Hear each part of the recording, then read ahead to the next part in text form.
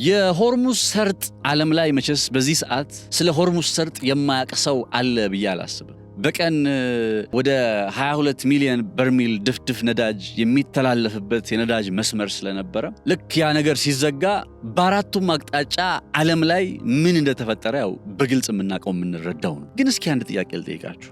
አሜሪካ ሆርሙዝ ሰርጥን ለምንድን ነው መቆጣጠር ያቃታል? ለምንድን ነው ያልቻለችው አሜሪካ? ዋይ ሆርሙዝ ሰርጥ ላይ ምን ስለሆነ ነው? አሁን ዝም ብላችሁ ታስቡት። በባቤል መንደብ በኩል ላይ እንቆጣጠር ቢሉ ያው ከባድ ይሆንባቸዋል፣ ግን ኢዝሊ ያደርጉታል። የፓናማ ቦይን እንዴት አድርገው እንደተቆጣጠሩ ታውቃላችሁ። ፓናማ ቦይ ያው ራሳቸው የሰሩት ነው፣ ሰው ሰራሻዊ ቦይ ነው። የስዊዝ ካናል በእነሱ በአሜሪካ እጅ አለ። አሁን ስትሬት ኦፍ ማላካ የሚባል አለ ወደ ቻይና የሚል በኤዥያ በኩል። እስኪ በሱ ጉዳይ ላይ እንመለሳለን ፎር ሹር። ስትሬት ኦፍ ማላካ የማላካ ሰርጥ የሚባል ደግሞ አለ በታች በኢንዶኔዥያ በማሌዥያ እና በሆንግ ኮንግ በኢንዶኔዥያ ማሌዥያ ምናምን በሚባሉ ሀገራት መካከል ያለ ነው እና ኢንዶኔዥያ ላይ አሁን አሜሪካን ወታደሮቿን የባህር ኃይሏን እያስጠጋች ነው። እንግዲህ ሆርሙዝ ሰርጥን ግን መያዝ አልቻለችም። ሆርሙዝ ሰርጥን ኢራን እንደፈለገች ፈላጭ ቆራጭ ሆናበታለች። ኢቭን ትላንትና ራሱ የሆነው እሱ ነው አይደል? እና አሜሪካ ሆርሙዝ ሰርጥን ከፍተናል ለኢራን ብቻ ግን ዘግተናል ሲሉ ጥቂት ቆዩና አሜሪካዎች ነው በቃ ለሁሉም ዘግተናል አሉ ኢራኖቹና ዘጉት ለሁሉም። ታዲያ ቆይ እንዲህ እየሆኑ እና አሜሪካ አንደኛ ከኢራን ጋር እስከመቼ ይቀጥላሉ? ሁለተኛ ነገር ሆርሙዝ ሰርጥን መቆጣጠር አለመቻላቸው ነው አሁን ትልቁ ይህን አይነት ስትራቴጂካዊ ጉዳት እንዲደርስባቸው እያደረገ የሚገኘው። ሆርሙዝ ሰርጥን አለመቆጣጠራቸው። ለምንድን ነው ሆርሙዝ ሰርጥን መቆጣጠር የከበደው? አሜሪካን የተብረከረከችው በዚህ ጉዳይ ላይ ለምንድን ነው የሚለውን ነጥብ ዛሬ በዝርዝር እንመለከተዋለን። ሰላም ጤና ይስጥልን ክብራትና ክብራን የገበያ ፖድካስት ቤተሰቦች፣ ነጻነት ላቀው ነኝ። በገበያ ፖድካስት ብራችሁ እንድትሆኑ በአክብሮት ጠይቃለሁ። ቀደም ብዬ ነገርኳችሁን ርዕሰ ጉዳይ በጥልቀት እየተመለከተ በተለይ ትላንት ከተስተዋለው የሆርሙዝ ሰርጥ ተከፈተ ተዘጋ ከሚለው ዜና እንጀምርና አሁን ላይ ባለው ነባራዊ ሁኔታ ሆርሙዝ ሰርጥ በማንም ከኢራን በቀር ለሌላ ለማንም እጅ ሊገባ የማይችል የሆነበትን ሚስጥር በዝርዝር እየተመለከትን አብረን ቆይታ እናደርጋለን። አብራችሁ እንድትሆኑ በአክብሮት ጋብዛለሁኝ። ከመላ ዝግጅት ክፍላችን ጋር በጋራ በመሆን መልካም ቆይታ እንመኛለን። ለቻናላችን አዲስ ከሆናችሁ ሰብስክራይብ ማድረጋችሁ እንዳትረሱ። መልካም ጊዜ ይሁንላችሁ። እንኳን አደረሳችሁ። በመሃል አዲስ አበባ በመስቀል ፍላወርና በቦሌ ጋዜቦ አደባባይ በግንባታ ላይ ያሉ ዘመናዊና ጥራታቸውን የጠበቁ አፓርትመንት እንዲሁም የንግድ ሱቆችን በተመጣጣኝ ዋጋ ባለ 1 መኝታ ከ55 ካሬ ጀምሮ፣ ባለ 2 መኝታ ከ77 ካሬ ጀምሮ በ20% ቅድመ ክፍያ ያለምንም የዋጋ ጭማሪ አለያም 50% ለሚከፍሉ ደንበኞቻችን ከ5% እስከ 15% ቅናሽ አድርገናል። እንዲሁም የንግድ ሱቆችን ከ10 ካሬ ጀምሮ ከ2.3 ሚሊዮን ብር ጠቅላላ ክፍያ ጀምሮ ማግኘት ይችላሉ። በመስቀል ፍላወር ግንባታቸው 95% የተጠናቀቁና የተናጠል ካርታ የተዘጋጀላቸውን ባለ 3 መኝታ 153 እንዲሁም 167 ካሬ ቤቶችን ከምቹ አከፋፈል ጋር እኛ ጋር ያገኛሉ። ለበለጠ መረጃ ከታች ባለው ስልክ ይደውሉ። አሜሪካ እንዲህ አይነት በዓለም ላይ በወታደራዊ በጀት ቁጥር 1 ሊባል የሚችል ኢንትሪሊየን ዶላር የሚመደብለት ወታደራዊ አቅም ኖሯት በጣም ወታደራዊ ቴክኖሎጂዎቿ በብዙ ዘርፎች ላይ በዓለም ላይ ከሚጠቀሱ መካከል ተብለው ሊገለጹ የሚችሉ በመካከለኛው ምስራቅ ከ50,000 በላይ ወታደሮችን ያሰፈረች የጦር መርከቦቿ፣ የጦር አውሮፕላኖቿ፣ የጦር ጀቶቿ በመላው የአረቢያን ባህር፣ በሜዲትራኒያን ባህር፣ በቀይ ባህር ኢራን የምትባለውን ሀገር ታሳቢ አድርገው ኦልሞስት በዚህ ሰዓት ከ50 በላይ መርከቦች በገልፉ ቀጠና ከትመዋል። ይሄ ሁሉ ነገር ሆኖ ግን ሆርሙዝ የሚባለውን የዓለማችንን እንግዲህ ቁልፍ የሚባል የደም ስር ሊባል የሚችል የንግድ መስመር መቆጣጠር ለምን አልቻለችም? ምንድን ነው ችግሩ? አሜሪካ ስለምን ነው ጉልበት የከዳት? ለምንድን ነው አቅም ያነሳት? ትላንትናና ከትላንት ወዲያ መቼስ የሆርሙዝ ሰርጥን በተመለከተ ሲባሉ የነበሩ ነገሮችን ታስታውሳላችሁ። እኔ አንዳንዴ ያስቀኛል የዶናልድ ትራምፕ አስተያየት። አንዳንዴ ብቻ ሳይሆን አሁን አብዛኛውን ጊዜ እያሳቀኝ ነው። ማለት በሲኬንስ አንድ መረጃ ልንገራችሁ። በሊባኖስና በእስራኤል መካከል የተኩስ አቁም ስምምነት ተደረገ የሚል ዜና ሰማን። ከዛ በኋላ ኢራን የሆርሙዝ ሰርጥን እከፍታለሁ የሚል አይነት መረጃን አወጣች። ይሄ ዜና ከመውጣቱ በፊት የዶናልድ ትራምፕ የኢራንን ዩራኒየም ሙሉ በሙሉ ልንረከብ ይህ 60% የበለጸገውን 479 ኪሎ ግራም የሚሆነውን ዩራኒየም ልንረከብ ስምምነት ላይ ደርሰናል አሉ። ከዛ ኢራን የዚህ የእስራኤልና የሊባኖስን ስምምነት ታሳቢ አድርጋ ሆርሙዝ ሰርጥን እከፍታለሁ አለች። ከዛ ዶናልድ ትራምፕ መጡና አዎ ኢራን ሆርሙዝ ሰርጥን ከፍታለች፣ ነገር ግን ለኢራን ብቻ የተዘጋ ይሆናል ብለው ጨዋታውን አበላሹት። የመጣውን በቃ ተስፋ ተጥሎበት የነበረውን እኔ እንኳን ከትላንት ወደ የሰራሁት ዘገባ ላይ ተስፋ ተጥሎበታል። ይሄ የድርድር ሂደት በቀጣይ ሊከናወን የሚችለው የድርድር ሂደት ተስፋ የተጣለበት የድርድር ሂደት ነው። ብዙ የሚለያዩባቸው ነገሮችን እየተቀራረቡ ነው። በሊባኖስ ጉዳይ ላይ እስራኤልም የኢራንን ቅድመ ሁኔታ አክብራለች። እስራኤል እንኳን ኃላፊነቷን ተወታ ዶናልድ ትራምፕ ኢሬስፖንሲብል ሆኖ እንዴት ካላችሁ የሆርሙዝ ሰርጥን ልክ ኢራን ስትከፍት ጠብቀው አዎ የሆርሙዝ ሰርጥ ተከፍቷል፣ ነገር ግን ለኢራን ወደቦች ክፍት አይደለም። እንዴ አይ ኖው ኢት ላይክ ይሄኛው መረጃ ገና ሲወጣ ኢራኖች ምን አይነት ምላሽ ሊሰጡ እንደሚችሉ አውቅ ነበር። ማለት ይሄንን ለማወቅ በቃ በጣም ጂኒየስ መሆን አይጠይቅም፣ ጉዳዩን መከታተል ነው የሚጠይቀው። ሆርሙዝ ሰርጥን ፈላጭ ቆራጩ ቁልፉ ማን ሆነና ነው ዶናልድ ትራምፕ መጥተው ያውም ለዛች ቁልፍ ለምትባለው ሀገር ራሱ ሆርሙዝን የሚዘጉባት? እንዴት ነው አሜሪካ ለኢራን ሆርሙዝን ልትዘጋባት የምትችል? ምን አግብቷት በሆርሙዝ ሰርጥ ጉዳይ ላይ? ገና ለገና በኦማን ባህር ላይ የጦር መርከቦቻቸው ስለተጠጉ እና እዛ ቦታ ላይ ብሎኬድ የሚሉትን ነገር እያከናወንን ነው ስላሉ ከዛ በቃ የኢራን ወደቦች ደርቀው ይቀራሉ ማለት ነው? it was obvious ከኢራን በኩል ሆርሙዝ ሰርጥን መዝጋቷ ግልጽ ነበር። እና ሲዘጉት ምን እንዳሉ ታውቃላችሁ? አሜሪካ አሁን እነ ዶናልድ ትራምፕ ያው መቼስ አሸናፊ ነው ለመታየት እየተጋጋጡ ነው፣ እየታገሉ ነው እንደምታውቁ። በዚህ የናሬቲቭ ጉዳይ በጣም ከፍተኛ ትግል ላይ ናቸው። እና ሆርሙዝ ሰርጥን ለኢራን ዘግተናል ሲሉ ሆርሙዝ ሰርጥን የሚቆጣጠረው ማን ነው የሚለውን ጥያቄ ነው ተደራሽ እያደረጉ ያሉ። ሆርሙዝ ሰርጥን እኛ እንቆጣጠረዋለን የሚል ናሬቲቭ ነው። በቃ who controls ሆርሙዝ ሲባል እንዴ የኢራንን ወደቦች እኮ ዘጋች፣ ሌሎች መርከቦች ተከፍተው የኢራን ወደቦች እኮ ተዘጉ ሲባል ኢንዳይሬክትሊ ማንም ይቆጣጠረው ማለት ነው፣ አሜሪካ ነች የምትቆጣጠረው ማለት። ያንን አይነት ምስል ፈለጉ ዶናልድ ትራምፕ። ለዛ ነው ጨዋታውን አበላሹት ያልኳችሁ። ባለቤትነቱ በኢራን የተያዘውን የሆርሙዝ ሰርጥን። ሆርሙዝ ሰርጥ በአንድ በኩል ማን አለ? ኦማን እንዳለች ታሳቢ አድርገን ማለት ነው። ግን ቁልፍ የሚባሉ ደሴቶች አሉ። በኋላ መግቢያ ላይ ለምን መቆጣጠር አሜሪካን አቃታት በሚለው ላይ የምንመለከታቸው ሆርሙዝ የሚያሰኙት ጉዳዮች አሉ። ወደ እነሱ መለሳለሁ። ግን አፕዴቱን አንዴ ጠቆም ላደርጋችሁ ብዬ ነው የቱ ጋር እንደተበላሸ። ከዛ የነ ሆርሙዝ ሰርጥ ለኢራን የተዘጋ ሆኖ ይቀጥላል የሚለው የዶናልድ ትራምፕ አቋም ነው። እንደዛ ከሆነማ ቦሱ ማን እንደሆነ ቁልፉ ማን እንደሆነ እናሳየው፣ በቃ ዝጉት። እንደዛ ነው የዘጉት ኢራኖች። ከዛ የዩራኒየም ጉዳይንም በዶናልድ ትራምፕ የቀረበውን የኢራንን 60% የበለጸገ 479 ኪሎ ግራም ዩራኒየም እንወስዳለን የሚለው ጉዳይ ላይንም እውነተኛ ጉዳይ አይደለም። የድርድር ሂደቱን እንዳያደናቅፍ ስጋት አለን። እንደዛ ተባለና አሁን ስንጠብቀው የነበረው በዚህ ሳምንት እኔም ደጋግሜ ነግሬያቸዋለሁ፣ ከሐሙስ ጀምሮ ይጠበቅ ነበረ። የፓኪስታን አደራዳሪዎች ኢራን ውስጥ የሄዱበት አጋጣሚ አለ።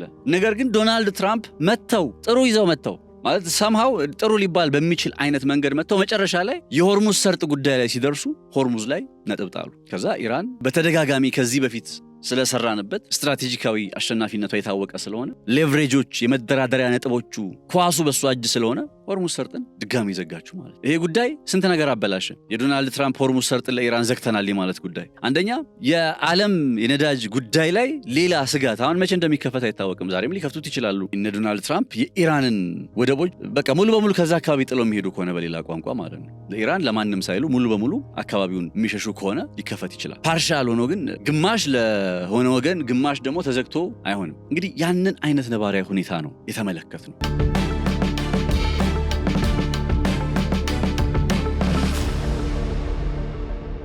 ይሄ ጉዳይ ምን አበላሸ? ሲጠበቅ የነበረው የድርድር ሂደትን አሁን ሊትራሊ ተስፋው እንዲጨልም አደረገው ማለት። የድርድር ሂደቱን ተስፋ እንዲጨልም አደረገው። ለምን? ዶናልድ ትራምፕ መተው ጨረሻ ላይ እንዳልኳችሁ ያቺ ሆርሙዝን ለኢራን ወደቦች ዝግ እናደርጋለን ሲሉ በእኛ ወደብ በእኛ ሰርጥ ማን ነው ፈላጩ? ማን ነው ቆራጩ? ማን ነው አዛዡ? ማን ነው ቁልፉ? ማን ነው ባለቤቱ? እንዴ ወትሮም እኮ የእነ አሜሪካ ችግር ይሄ ነው ባይዘው። በቀደሙት ጊዜያትም የኢምፔሪያሊዝም ችግር ይሄ ነው። የሆነ ቦታ ይሄዱና እነዚህ አሁን ኢምፔሪያሊስቶቹ ኢምፓየሮቹ የመሳሰሉትን ዩናይትድ ኪንግደምን ኢምፓየር መለስ ብላችሁ ታሪኩን ስታዩ እንዲህ ነው። በቃ ሄደው የሆነም ቦታ እኛ የራሳቸው ያደርጉታል። በቃ የሰው እኮ ቦታ ነው፣ የሰው ሀገር ነው፣ የሰው ምድር ነው፣ ባለቤት አለው፣ ህዝብ አለው በዛ ቦታ ላይ። ማንም ሄዶ አዛዥ ሊሆን የሚችልበት አግባብ የለም። ያውም ኢራን ላይ ሲሆን ያውም ሆርሙዝ ሰርጥ ላይ ሲሆን እንዴት ይሆናል? እንዴት ነው ዶናልድ ትራምፕ በሆርሙዝ ሰርጥ አዛዥ ሊሆኑ የሚችሉት? ለኢራን ይዘጋል ሊሉ የሚችሉት እንዴት ነው? ምን እንደሚመጣ ጠፍቷቸው ነው ወይ? እኔ እኮ የምናደደው ምኑን መሰላችሁ?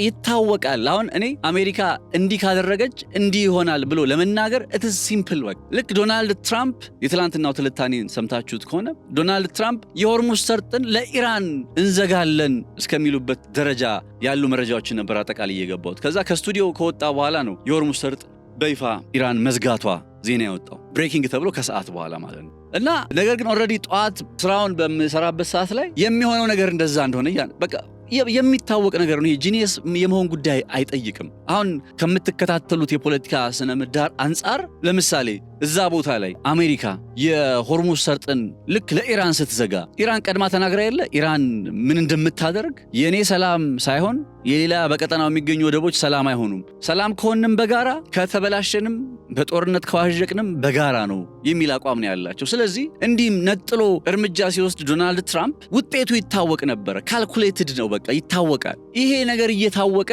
እንዴት ነው ይሄን ለማድረግ የሚደፍሩት? አልገባኝ ያለው ነገር ይልቅ እሱ ነው። እያወቁት ምን እንደሚሆን እያወቁት ወታደራዊ ዘመቻ ለማከናወን ወስነዋል እንደ እነዚህ ሰዎች። አሁን ኤፕሪል 22 ሰኞ ምናምን ይጠናቀቃል እና አንደኛው ስጋት ምንድነው ካላችሁ ምናልባት ማለት እና አሜሪካ መቼስ አንዴ ገብተውበታል እና በቃ ይለይለት በሚል አይነት አቋም እግረኛ ወታደር ወደ ማዝመት እየወሰኑ ሊሆን ይችል ይሆን እንዴ? እነዚህ ማለት ኦልሬዲ ለኢራን ሲከለክሉባት አልኩኝ እኮ ለኢራን ሲከለክሏት ሆርሙዝ ሰርጥን ለኢራን ዝግ ሲያደርጉ ኢራን መልሳ እንደምትዘጋው ይታወቃል። ይሄ 1 ሲደመር 1 2 ነው ብሎ እንደመናገር ነው። በቃ የሚታወቅ ነገር ነው እና እየታወቀ ታዲያ እነ ዶናልድ ትራምፕ ይህንን አይነት ውሳኔ ለመወሰን ለምን መረጡ ለምን ፈለጉ ስል ምናልባት እነዚህ ሰዎች በቃ የበሰበሰ ዝናብ አይፈራም በሚለው ገብተንበታል። አንዴ መጨረሻውን እንየው፣ ከገባንበት እና ጦርነት ውስጥ እንትን ካልን እነ ኔቶም ዝም አይሉም፣ ሌላው አጋሮቻችንም ዝም አይሉም፣ እንግባና ጉዳችንን እንየው ብለው እግረኛ ጦር ሊያዘምቱ ይሆን እንዴ? በቃ ግራውንድ ኢንቬዥን የሚባለውን ነገር ሊጀምሩ ይሆን እንዴ? በተለይ የኢራንን የበለጸገ ዩራኒየም ይዞ ለመውጣት በጣም ይፈልጋል ዶናልድ ትራምፕ። የስከዛሬ ሽንፈቱን ማጣፊያ አድርጎ ታሳቢ የሚያደርገው ይሄንን የዩራኒየም በቁጥጥር ስር የማድረግ ጉዳይ ሆኗል። አሁን አገዛዝ መለወጡ ስላልተሳካ፣ የኢራንን ነዳጅ መቆጣጠሩ ስላልተሳካ ያንን ነገር ለማድረግ በኢራን የስርዓት ለውጥ ያስፈልጋል። ያንን ደግሞ ማሳካት አልቻሉም። ስለዚህ አካሄዳቸው ምናልባት የዚህ የዩራኒየምን ጉዳይ 400 ኪሎ ግራም የሚሆነውን እሱን በእጃቸው ለማስገባት አላቅም እንደዚህ አይነት ሴናሪዮ ይመጣ ይሆን ወይ የሚል ስጋት ይሰማኛል። ነገር ግን አሁን የዩራኒየሙን ጉዳይ ሆልድ እናደርገው፣ የግራውንድ ዘመቻውን ጉዳይ ሆልድ እናደርገው፣ በሌሎች ጥንቅሮች እንመለከተዋለን። አሜሪካ ቀደም ብዬ እንዳልኳችሁ ያን ያክል ጠንካራ ወታደራዊ አቅም፣ ጠንካራ ወታደራዊ በጀት $1 ትሪሊየን በየዓመቱ የሚቀጥለው ዓመት 2027 ላይማ እኮ $1.5 ትሪሊየን ይደርሳል እየተባለ ነው። አስቡት ይሄንን አይነት ገንዘብ ታዲያ እንግዲህ የምታፈስ ሀገር። ከዛ በኋላ የሚቀሩት ሀገራት እኮ ልክ ከአሜሪካ ቀጥሎ እነ ቻይናን እነ ሩሲያን ጨምሮ ሌሎች ተደማምረው ለሚሊትሪያቸው የሚያወጡት ዋጋ ጋር ኦልሞስት ተቀራራቢ ነው ማለት ትችላላችሁ። ግማሹን በዓለም ላይ ለወታደራዊ በጀት የሚወጣ ገንዘብን ሀብትን ግማሹን የምታወጣው ማነች? ኦልሞስት ፊገሩን ትክክል ላልሆን እችላለሁ፣ ቼክ አድርጉት። ግን በጣም ትልቅ $1 ትሪሊየን ገንዘብ እየወጣ ሆርሙዝ ሰርጥን መቆጣጠር ግን አልተቻለም። ለምንድን ነው ጥያቄው? ዋይ ሆርሙዝ ሰርጥ 2 ጫፎች አሉት። አጠቃላይ 39 ኪሎ ሜትር፣ አንዳንዶች 33 ኪሎ ሜትር ስፋት አለው ቢሉም አንዳንዶች ደግሞ 39 ኪሎ ሜትር ነው ይላሉ። ኤኒዌይ እነዚህ የ39 ኪሎ ሜትሮች በታች በኩል ኦማን አለች፣ በደቡብ በኩል ማለት ነው ወይ በደቡብ ምዕራብ ልንለው በምንችለው አቅጣጫ ብቻ አንደኛው ጫፍ ላይ ኦማን አለች። ሁለተኛው ጫፍ ላይ ሰፊውን የባህሩን ዳርቻ ኢራን ትይዝና ከዛ ደሴቶች አሉ። አሁን ሆርሙዝን መቆጣጠር አንደኛ አዳጋች እንዲሆን ከሚያደርጉት ጉዳዮች መካከል እነዚህ ደሴቶች ናቸው። በውሃ የተከበቡ የመሬት ክፍሎች 3 ቁልፍ የሚባሉ በውሃ የተከበቡ የመሬት ክፍሎች አሉ ወይም ደሴቶች አሉ። ቃሽም፣ ላራክ እና አባ ሙሳ እየተባሉ የሚጠሩ ደሴቶች ናቸው። እነዚህ ደሴቶች የኢራን የሆርሙዝ ሰርጥን ለመጠበቅ ወታደራዊ የቅድመ መከላከልና ቅድመ ማጥቃት እንቅስቃሴን እንድታከናውን አድርጋ ደሴቶቹ ላይ የወታደር የጦር ሰፈሮችን ደረጃ በደረጃ ገንብታለች። እንኳን አደረሳችሁ። በመሃል አዲስ አበባ በመስቀል ፍላወርና በቦሌ ጋዜቦ አደባባይ በግንባታ ላይ ያሉ ዘመናዊና ጥራታቸውን የጠበቁ አፓርትመንት እንዲሁም የንግድ ሱቆችን በተመጣጣኝ ዋጋ ባለ 1 መኝታ ከ55 ካሬ ጀምሮ፣ ባለ 2 መኝታ ከ77 ካሬ ጀምሮ በ20% ቅድመ ክፍያ ያለምንም የዋጋ ጭማሪ አለያም 50% ለሚከፍሉ ደንበኞቻችን ከ5% እስከ 15% ቅናሽ አድርገናል። እንዲሁም የንግድ ሱቆችን ከ10 ካሬ ጀምሮ ከ2.3 ሚሊዮን ብር ጠቅላላ ክፍያ ጀምሮ ማግኘት ይችላሉ። በመስቀል ፍላወር ግንባታቸው 95% የተጠናቀቁና የተናጠል ካርታ የተዘጋጀላቸውን ባለ 3 መኝታ 153 እንዲሁም 167 ካሬ ቤቶችን ከምቹ አከፋፈል ጋር እኛ ጋር ያገኛሉ። ለበለጠ መረጃ ከታች ባለው ስልክ ይደውሉ። ላራክ የተባለ የሚጠራው ደሴት የሆርሙዝ ጉሮሮ ተብሎ ሊገለጽ የሚችል ነው። ላይክ ከላይ ከታች በኩል ኦማን አለች እንዳልኳችሁ፣ ከላይ በኩል ጫፍ ላይ የ39 ኪሎ ሜትሩ ጫፍና ጫፍ፣ በሌላኛው ጫፍ ኢራን ስንል ያ የኢራን ቦታ ደሴቷ ያለችበት ቦታ ላራክ ደሴት ይባላል። የላራክ ደሴት ለዛ ነው የሆርሙዝ ጉሮሮ ተብሎ በተደጋጋሚ የሚገለጽ። ለምን ካላችሁ በትራንዚት ኮሪደሩ፣ የትራንዚት ኮሪደር ማለት አሁን ሆርሙዝ ሰርጥ ብንልም መርከቦች ሲገቡና ሲወጡ የሚያልፉበት የሚያገድሙበት የተለየ መንገድ አላቸው። የ3.2 ኪሎ ሜትር ስፋት ያለው አካባቢ አለ። እንግዲህ ከ39 ኪሎ ሜትር ውስጥ ነው የምላችሁ። በአንድ በኩል 3.2 በሌላ በኩል 3.2 ኪሎ ሜትር አለ። የትራንዚት ኮሪደር ይባላል እሱ። አሁን በዚህ የትራንዚት ኮሪደር አናት ላይ የሚገኘው የትኛው ደሴት ነው? የላራክ የሚባለው ደሴት ነው። እነዚህን ሶስቱን ደሴቶች የላራክ ደሴትንም የቃሽም ደሴትንም የአቡ ሙሳ ደሴትን ሶስቱም በኢራን ባለቤትነት የተያዙ የሚተዳደሩ ደሴቶች ናቸው። እና አንድ ሰው፣ አንድ ሀገር፣ አንድ ጠላት፣ አንድ የሆነ ምናምን ኃይል የሆርሙዝ ሰርጥን ሊያዝ ብሎ ካሰበ የሚጀምረው ከላራክ ደሴት ነው። ምክንያቱም የትራንዚት ኮሪደሩ አናት ተብሎ የሚገለጸው ስፍራ ስለሆነ ከዚህ ደሴት በመነሳት በተለይ የጀልባ ጥቃት መሰንዘር፣ ጸረ መርከቦችን ሚሳኤሎችን ምናምን ጥቃት ለማድረስ ከዚህ ቦታ ላይ ሆናችሁ ኦልሞስት መላው የሆርሙዝ ሰርጥን በሁለቱም ወገን ልክ ወደ ፐርሺያን ገልፍ ባለው አቅጣጫም ሆነ ወደ ኦማን ባህር ባለው አቅጣጫ ላይ ያለውን የመርከቦች አጠቃላይ እንቅስቃሴ የመርከብ ሊሆን ይችላል፣ ወታደራዊ እንቅስቃሴ ሊሆን ይችላል፣ ዋቴቨር ኢት ኢዝ እዚህ ቦታ ላይ ሆናችሁ በሁለቱም አቅጣጫ ያለውን ነባሪያ ሁኔታ ማየትና መከታተል ትችላላችሁ። የት ሆናችሁ? ላራክ የሚባለው ደሴት ላይ። ኢራን በዚህ ደሴት ላይ ይህንን ማከናወን የምትችልበትን የጦር ሰፈር አስቀምጣለች። ያ የጦር ሰፈር በተለያየ አጋጣሚ አጠቃላይ የባህር ላይ ትራንዚቱን ለማሳለጥ ተብሎ ስለሆነ የሚሰራው በአንድም ይሁን በሌላ ያን ያክል በእነ አሜሪካ ድብደባም ትኩረት አይደረግበትም። ማለት ዓለም አቀፋዊ ግልጋሎት እንዳለው ጭምር ታሳቢ ስለሚደረግ ልክ የላራክ ደሴትን አለፍ ብላችሁ ወደ ፐርሺያን ገልፍ ጥቂት እንደተጓዛችሁ ሌላ ደሴት ይጠብቃችኋል። በዛ ደሴት ውስጥ የመሬት ውስጥ የሚሳኤል ምሽግ ከተሞች አሉ። የድሮን ቤዝ ወይም ከዛ ደሴት ላይ እየተነሱ የሚምዘገዘጉ ሱሳይዳል የሚባሉት የድሮን ጦር መሳሪያዎች የጦር ሰፈር አለ።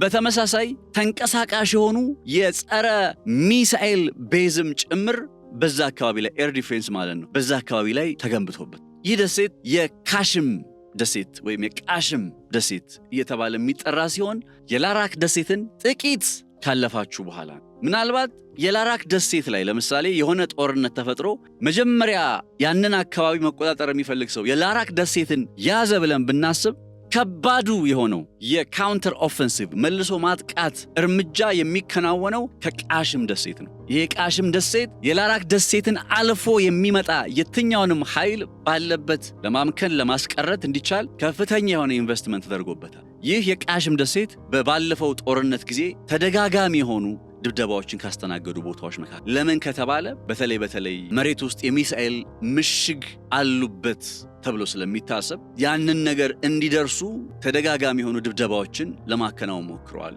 ኢቭን የቢቱ ቦምበሮችን በመጠቀም የሚገርማችሁ ግን ስቲል የሲኤንኤን ከቀናት በፊት ይዞት የወጣ መረጃ እንደሚያሳየው ከቀናት በፊት ስላችሁ ሜቢ 4 ወይ 5 ቀን በፊት የወጣ መረጃ ሳሳያችሁ የቃሽም ደሴትን ጨምሮ ሌላ አለ አይደለ ከዚህ ሰርተ ነው የነበረው የዘድ የሚባል የዘድ ሙሉ ቃሉ የዘድ ማለት የሚሳኤል ከተማ አለ እና በእነዚህ የቃሽምን ጨምሮ የደሴትን የቃሽምን ጨምሮ የዘድ ሚሳኤል ፎርትረስን በአጭር ጊዜ ውስጥ መልሰው እንደጠገኑና ያንን የሚያሳይ ምስል ደግሞ ከሳተላይት ላይ ከተወሰዱ ምስሎች መረዳት እንደቻሉ ነሴኔን ከቀናት በፊት የዘገቡትን ዘገባ መለስ ብላችሁ ይዩት። ቃሽም ደሴት ላይ የሚሳኤል ውስጥ ከተሞች የመሬት ውስጥ የተቀበሩ የሚሳኤል ከተሞች አሉ፣ የድሮን ቤዞች አሉ፣ ተንቀሳቃሽ ወይም ሞባይል ጸረ ሚሳኤል ቤዞችም ጭምር እንዳሉ መረጃዎች ያሳያሉ። የኢራን የሆርሙዝ ሰርጥን ለመቆጣጠር እንዲቻል በጣም ጠባብ ከመሆኑ አንጻር በጣም ሚስጥራዊ በሆነ መንገድ በእነዚህ ስፍራዎች ላይ ስቲል ያ ሁሉ ድብደባ እየተፈጸመ ግን ዛሬም ጠንካራ ሆኖ መልሶ ማጥቃት የሚችል ጉዳት ማድረስ የሚችል የጦር ሰፈር ቤት አላት። በዚህ ቃሽም በሚባለው ደሴት ውስጥ አላት።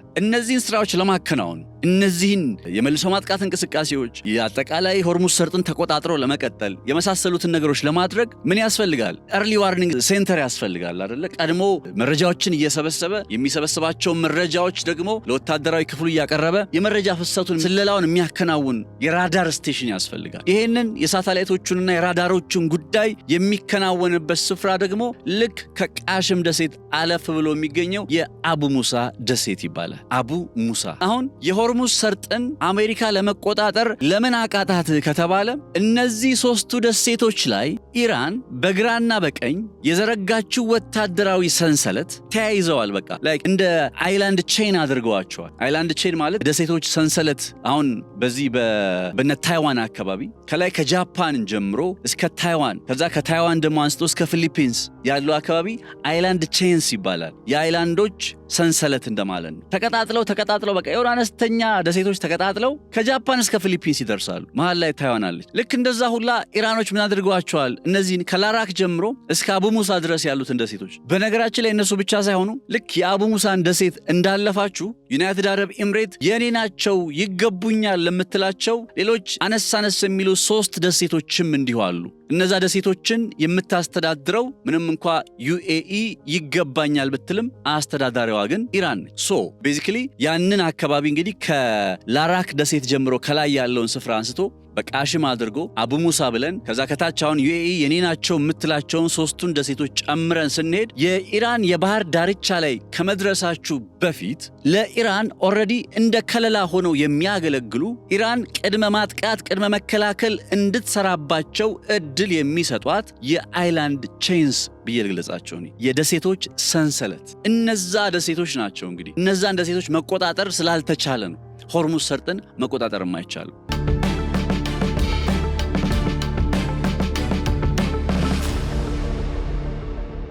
መቼስ ኢራን የመሬት አቀማመጧ ማለት ኢን ፌቨር ኦፍ በጣም በቃ ተጠቃሚ የመሬት አቀማመጧን በጣም ፈጣሪ በቃ አብዝቶ የባረካት ሀገር ልትባል የምትችል ነች። በዚህ ረገድ አስቡት። በፐርሺያን ገልፍ ላይ ነው አሁን እያወራሁላችሁ ያለሁት በፐርሺያን ገልፍ በምንለው ከዛ ፐርሺያን ገልፍ ላይ መጥቶ አንድ መርከብ ባይዘዌ አልትራ ላርጅ የሚባሉ መርከቦችን ጭምር የሚያስተናግድ ሰርጥ ነው የሆርሙዝ ሰርጥ። በጣም ግዙፍ የሚባሉ ዓለም ላይ አሉ የሚባሉ ግዙፍ መርከቦች ጭምር በዚህ በሆርሙዝ ሰርጥ በኩል ያልፋሉ። ናው ልክ ለምሳሌ ከፐርሺያን ገልፍ ሲመጡ መጀመሪያ የኢራንን የባህር ዳርቻ ወይም የኢራንን ድንበር ይነካሉ። ከዛ የዩናይትድ አረብ ኤምሬትን ድንበር ይነካሉ። ከዛ የኦማንን ድንበርና የኢራንን ድንበር ይነኩና ተመልሰው ኢራን ድንበር ውስጥ ነው የሚገቡት። ወደ ኦማን ባህር ላይ ሲገቡም ኢቭን ይሄ ለምንድን ነው ተመልሰው ወደ ኢራን ድንበር ውስጥ የሚገቡት ካላችሁ የትራንዚት ኮሪደር የሚባለው ቅድም የነገርኳችሁ 3.2 ኪሎ ሜትር ስፋት አለው የተባለው ቦታ የተለየው በዚህ መልኩ ነው። ኦልሬዲ ሆርሙዝን ስታልፉ መጀመሪያ የኢራንን ድንበር ነክታችሁ ትገባላችሁ። ስትወጡም በኢራን ድንበር አድርጋችሁ ነው የምትወጡት። ስትገቡም ስትወጡም። ከዛ ውጭ ያለው ቦታ በፈር ዞን ይባላል። በፈር ዞን ማለት በቃ ከጦርነት የጸዳ ቀጠና ተብሎ የሚገለጽ ግን የጦር እንቅስቃሴ ያለበት እንደማለት ነው። ሰላማዊ የሆነ እንቅስቃሴ ያለበት ቦታ በፈር ዞን አይባልም። ሶ በኢራን ድንበር ውስጥ ገብታችሁ የትራንዚት ኮሪደሩ ማፕ ራሱ ማለት ነው። ኢራን ድንበር ውስጥ ገብታችሁ ስትወጡ ራሱ በኢራን ድንበር ነው የምትወጡት። እና በምን አይነት መልኩ ነው ሆርሙዝን ከኢራን ቁጥጥር ውጭ ማድረግ የሚቻለው? አሁን እንዳልኳችሁ እዛ ጋር የተደረደሩ የአይላንድ ቼኑን የደሴቶቹን ሰንሰለት ኢቭን እነ ላራክ እነ ቃሽም እና አባሙሳን እኮ አይደለም ሌሎች ዩናይትድ አረብ ኤምሬት ይገቡኛል ለምትላቸውን ራሱ ይዛለች ኢራን የኔ ናቸው ብላ ታስተዳድራቸዋለች። እንደዛ አድርጋ አካባቢውን ከመያዝ አልፋ የትራንዚት ኮሪደሩ በራሱ ደግሞ የትራንዚት ኮሪደሩ ማፕ በኢራን ጀምሮ በኢራን እንዲያልቅ ተደርጎ ዲዛይን ከተደረገ በምን አይነት ነባራዊ ሁኔታ ነው አሜሪካ ሆርሙዝ ሰርጥን መቆጣጠር፣ ሆርሙዝ ሰርጥ ላይ ፈላጭ ቀራጭ መሆን፣ ሆርሙዝ ሰርጥ ላይ አዛዥ መሆን የምትችለው በምን አግባብ ነው? የመሬት አቀማመጥ ጂኦግራፊ የኢራን ስኬት ሚስጥር ነው። ኢራን የመሬት አቀማመጧን እንደ ጦር መሳሪያ የምትጠቀም ሀገር ነች። ነግሬያችኋለሁ ከዚህ በፊት በዛግሮስ ተራሮች በታች በደሸት አልፑት እንደዚህ ምናምን የሚባሉ ሁለት በረሃዎች በነ አፍጋኒስታን በነ ፓኪስታን በነ ተርከሚስታን በኩል ልክ ያንን ስታልፉ የካስፒያን ባህር ይጠብቃችኋል። የካስፒያን ባህር የሚባለው እነ ቱርክ ኢራቅ ምናምን ጋር የምትዋሰንበት ነው። ልክ እዛው ጋር ስትጀምሩ የዛግሮስ ተራሮች ይመጣሉ። የዛግሮስ ተራሮችን ይዛችሁ እስከታች እስከ ኩዌት አካባቢ ድረስ ትመጡና ኩዌት ላይ ምን ይጀምራል? ፐርሺያን ገልፍ ባህር ይጀምራል። ከዛ ጫፍ ላይ ስትሄዱ ሆርሙዝ ሰርጥን ታገኛላችሁ። የሆርሙዝ ሰርጥን ስታልፉ የኦማን ባህርን ታገኛላችሁ። የኦማን ባህርን ስታልፉ አረቢያን ባህርን ታገኛላችሁ። ከዛ ህንድ ውቅያኖስ ትገባላችሁ። የመሬት አቀማመጥ ኢንፌቨር ያደረጋት በምድር ላይ ልትባል ከዚህ በፊትም ነግሬያችኋለሁ ስለ መሬት አቀማመጧ በሰራሁት ላይ እና ኢንዲቴል ደግሞ ሆርሙዝ ሰርጥን ስትመለከቱት ፕራክቲካሊ እኔ የምር ኦነስት ጥያቄ ፈጥሮብኝ ይህን ዘገባ ያዘጋጁት። ቆይ ለምንድን ነው እነዚህ ሰዎች ይህን አይነት ጠንካራ ወታደራዊ አቅም አላቸዋል ዋይ ኖት ሄደው በቃ ሆርሙዝ ሰርጥን የማይቆጣጠሩት ለምንድን? ጋይስ የሰሩበት ነገር አሁን እነዚህ ደሴቶች ላይ ያለው የቅድመ መከላከልና ቅድመ ማጥቃት ዲዛይን የተደረገበት መንገድ፣ የትራንዚት ኮሪደሩ ዲዛይን የተደረገበት መንገድ በጣም ጂኒሶች ናቸው እና በዛ መልኩ ነው እንግዲህ ናቫል ማይን የሚባል አለ። ልክ ከተሰመረላችሁ የትራንዚት ኮሪደር ከወጣችሁ በቃ ውሃ ውስጥ አሉ የሚባሉ ዛሬም ድረስ ገና ያልታወቁ ፈንጂዎች አሉ ውሃው ላይ በሆርሙዝ ልክ ሰርጥን አልፋችሁ እንደወጣችሁ ከተሰመረው የትራንዚት ኮሪደር ውጪ ያሉት ማይን የሲ ማይንስ የሚሏቸው የባህር ላይ ፈንጂዎች፣ ከዛ አነስተኛ ፈጣን የሆኑ ጀልባዎች አሏቸው። ከ10 እስከ 20 የሚሆኑት አነስተኛዎች ፈጣን ጀልባዎች ድንገት ሄደው 360 ዲግሪ አንድ መርከብ በዲያ በቃ አመድ ሊያደርጉት ይችላሉ። ከርቀት ሆነው የሚቆጣጠሯቸው ሪሞት ኮንትሮል ሊሆኑ ጀልባዎች አሏቸው እና አሜሪካ የሚፈሩቸው እነዚህ ነው። ባይዘው የሆርሙዝ ሰርጥን ልክ የኦማን ባህርን አልፈው ወደ ኢራን የባህር ክልል ውስጥ ላለመግባት የሚፈሩት እነዚህ ነገሮች ሪሞት ኮንትሮል የሆኑ ጀልባዎችን ድንገት መጥተው አነስተኛ ሆነው በቃ በፍጥነት የሚመጡ አነስተኛ ፈጣን ጀልባዎች አውድመውት ሊሄዱ ይችላሉ። ልክ እሱ ባያገኛቸው ባህር ላይ የተቀበረ የናቫል ማይኖቹ አሉ፣ በቃ ባህር ላይ ፈንጂዎቹ አሉ። ጸረ መርከብ ሚሳኤሎቹም ከሚስጥራዊ የሚሳኤል ከተሞች ይምዘገዘጉባቸዋል። ቀላል ነገር አይደለም። እንዲህ ሄዱ ሆርሙዝን በጦር መሳሪያ ኦር በምናምን እግረኛ ጦር ብታስጠጉ ምን ብትሉ በጣም ከባድ። ለምን? የመሬት አቀማመጥ በቃ ደሴቶችን መቆጣጠር የግድ ይላል። ሆርሙዝን ለመቆጣጠር እነዛን የላራክ ደሴት፣ የቃሽም ደሴት፣ የአቡ ሙሳ ደሴትን መቆጣጠር ግድ ይላል። እነዚህን ደሴቶች የምትቆጣጠረው እንደፈለገች የምትሆነው የመከላከያ ጋሻም ማጥቂያም አድርጋ የምትጠቀመው ኢራን ነች። ስለዚህ ሆርሙዝ ሰርጥን ከኢራን ውጪ ማሰብ አዳጋች ነው። ለዛ ነው በሆርሙዝ ሰርጥ ላይ ቁልፉ ማን ነው ተብሎ ሲጠየቅ ዶናልድ ትራምፕም እያመኑ የመጡ ይመስለኛል። አሁን ባለው ነባራዊ ሁኔታ እየለየላቸው ሄደው እንግዲህ ግን በጣም በቃ በቀጣይ ሊወስዱ የሚችለው እርምጃ የበለጠ ዋጋ እንዳያስከፍል ቀደም ብዬ እንዳልኳችሁ እግረኛ ጦር የማስፈር አይነት ሁኔታ ውስጥ ሊገቡ ይችሉ ይሆን እንደ የሚል ኖርማል ጥያቄ ውስጥ ላይ ይፈጠራል። አይ ዶንት ኖ እስኪ አነብበታለሁ በጉዳዩ ላይ ግን እንደዛ አይነት ሐሳብ ወደ ውስጥ ይመጣል። አላቅም እያደረጉ ካለው ነገር አንጻር ማለት ነው። ለማንኛውም የሆርሙዝ ሚስጥር እነዚህ 3 ደሴቶች ናቸው፣ የላራክ የቃሽምና የአባ ሙሳ ደሴቶች።